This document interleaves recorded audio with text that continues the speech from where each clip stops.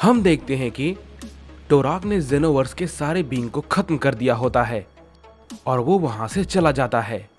इसके बाद हम देखते हैं कि हमें मोरो को दिखाया जाता है जो कि ट्रंक्स को सारी बातें बता देता है कि जेनोवर्स में अब कोई भी बींग नहीं बचा है।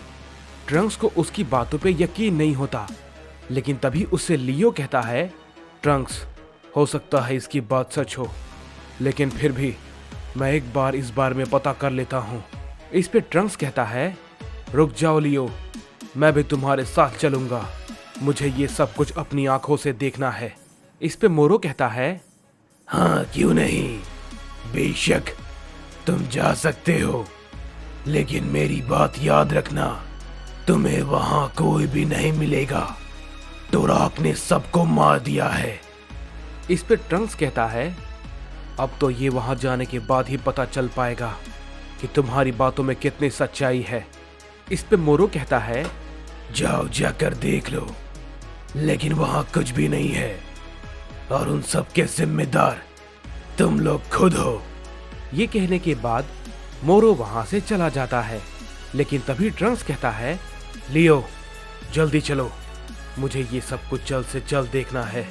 ये कहने के बाद ट्रंक्स और लियो वहां से चले जाते हैं। इस पे लार्स कहता है, बस कुछ देर और, उसके बाद तुम ठीक हो जाओगे लॉक। उधर हम टोराक को देखते हैं जो कि अपने यूनिवर्स में आ जाता है और कहता है, अब जेनोवर्स में कोई भी नहीं बचा है, मैंने सबको खत्म कर दिया है और बहुत ही जल्द तुम मेरे पास वापस जरूर आओगे और मैं तुम्हारा इंतजार कर रहा हूं, सन गोकू। इसके बाद हम देखते हैं कि हमें गोकू को दिखाया जाता है जो कि एक अनजान सी जगह पे होता है। तभी हम देखते हैं कि गोकू की नींद खुलती है और वो उठ जाता है और कहता है, मेरे सर में काफी दर्द हो रहा है।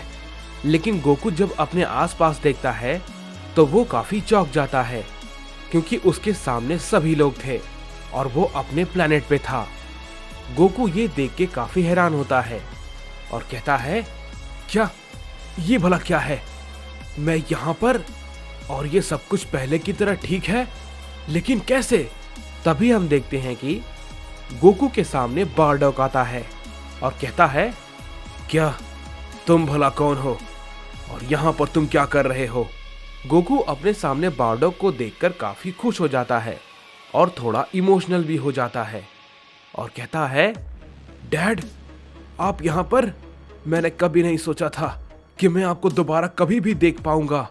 ये बात को सुनने के बाद बारडॉक कहता है, क्या तुमने क्या कहा, तुम आखिर कौन हो। इस पे गोकू कहता है, मैं गोकू हूँ, आपका बेटा।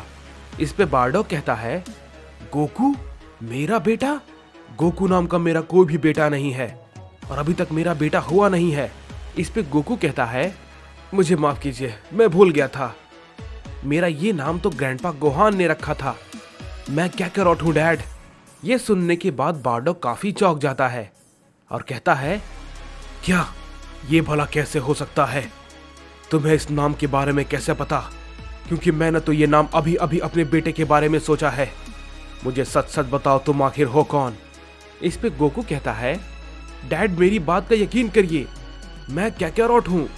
इस पे बारडॉक मनी मन सोचता है, वैसे इसकी शक्ल तो मुझसे काफी मिलती है, लेकिन ये कैसे पॉसिबल है, ये कैकरॉट। तभी हम देखते हैं कि गोकू को कुछ याद आता है कि टोराक से लड़ाई के वक्त वेजिटा ने उसे एक अननोन डायमेंशन के अंदर भेज दिया था, लेकिन आखिर ये कैसी जगह है जहां पर मैं आ गया हूं, लेकिन डैड तो मर चुके हैं, तो ये जिंदा कैसे हैं। इस पे बारडॉक कहता है, आखिर तुम ये सब क्या बोल रहे हो, मैं कुछ समझ नहीं पा रहा हूं। इस पे गोकू कहता है, मैं जानता हूं पिताजी, आपको ये बात जान के काफी हैरानी होगी क्योंकि मैं इस टाइमलाइन का नहीं हूं, मैं भविष्य से आया हूं। इस पे बारडॉक कहता है, क्या ये तुम क्या बकवास कर रहे हो बेवकूफ, तुम चाहते हो कि मैं तुम्हारी इस फालतू की बातों को मान लूं, ये सब बेकार की बातें हैं और फिजूल की बातें हैं, तुम जरूर कोई बहरूपिये हो जो कि शायद मेरे मन को पढ़ रहे हो। इस पे गोकू कहता है, डैड फ्रीजा आपको आने वाले समय में धोखा देगा, और वो सभी साइयंस के खिलाफ जंग छेड़ देगा और उस जंग में कई सारे साइयंस मारे जाएंगे। सिर्फ वेजिटा, मैं, रेडिट्स, नापा और कुछ साइयन ही बचेंगे, क्योंकि रेडिट्स दूसरे प्लेनेट पे वेजिटा के साथ ट्रेनिंग करने के लिए गया होगा और आप मुझे अर्थ पर भेज चुके होंगे। इस पे बार्डोक कहता है, मुझे इतना सब कुछ तो नहीं पता, लेकिन मैंने अपने बेटे के बारे में ये सोच रखा था। लेकिन तुम भला ये सब कैसे जान सकते हो? इस पे गोकू कहता है, मैंने कहा ना डैड, मैं आपका बेटा कैकारॉट हूँ, मैं भविष्य से आया हूँ। इस पे बार्डोक कहता है, इस पे विश्वास करना बहुत ही मुश्किल है, लेकिन मेरे अलावा कैकारॉट के बारे में कोई भी नहीं जानता है। लेकिन तुम्हारी ये फ्रीजा के बारे में बात ये सच हो सकती है, क्योंकि मुझे पहले से ही फ्रीजा को लेके शक था। लेकिन तुम्हें ये सब कुछ कैसे पता? आखिर ये कैसे मुमकिन हो सकता है? क्या सच में तुम भविष्य से ही आए हो? लेकिन तुम पास्ट में कैसे आ पाए? इस पे गोकू कहता है, जब मैं टोराक से फाइट कर रहा था तब वेजिटा ने उस वक्त आकर मुझे बचाने के लिए एक अननोन पोर्टल को ओपन करके मुझे इसमें भेज दिया।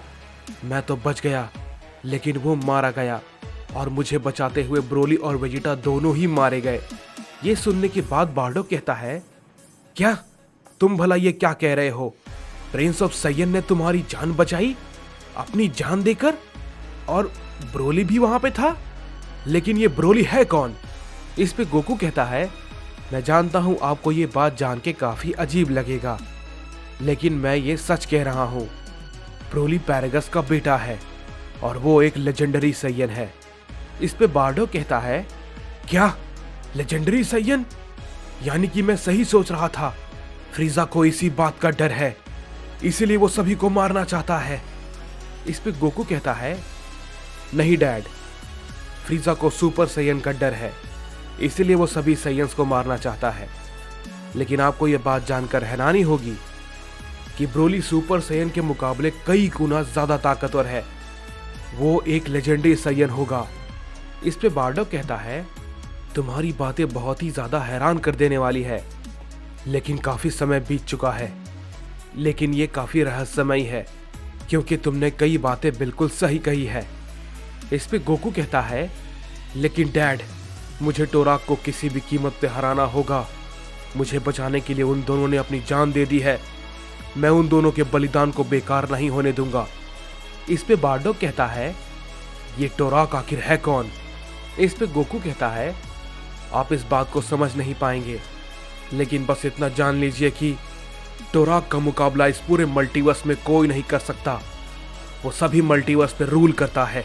इस पे बार्डोक कहता है, मैं समझ गया, तुम्हारी टाइमलाइन में लगता है कि साइयन काफी ज्यादा ताकतवर हो चुके हैं। इस पे गोकू कहता है, डैड, लेकिन टोराक ने सभी को मार दिया है और पता नहीं अभी तक कोई बचा भी होगा या नहीं। मुझे कुछ भी करके उसे हराना है डैड, मैं उसे मार कर रहूंगा।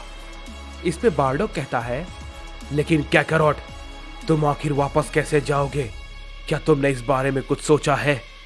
इस पे गोकू कहता है, नहीं पिताजी, मैं अभी इस बारे में कुछ नहीं जानता हूं कि मुझे क्या और कैसे करना है और मैं वहां फ्यूचर में वापस कैसे जाऊंगा, लेकिन मैं कोई ना कोई रास्ता जरूर निकाल लूंगा।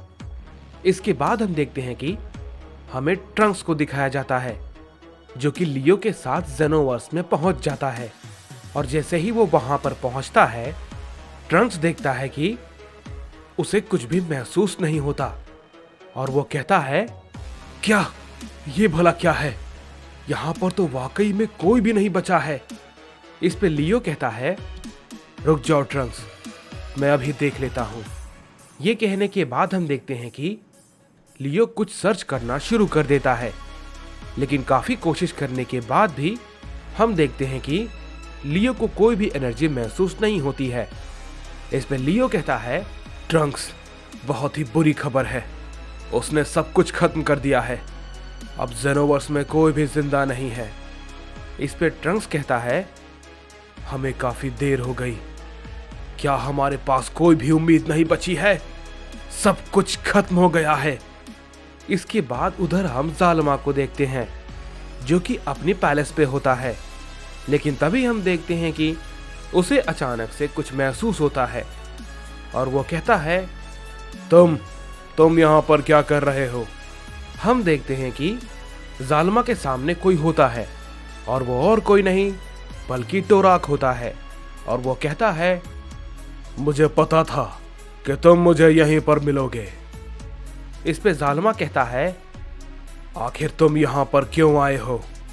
इस पे टोराक कहता है, ज्यादा कुछ नहीं, मैं जानता हूं कि गोकू वापस आएगा और वो तुम्हारी मदद से उन सभी को जिंदा कर सकता है, इसलिए मैं तुम्हें भी यहाँ पर मारने आया हूं ताकि उसके पास ये आखिरी उम्मीद भी खत्म हो जाए।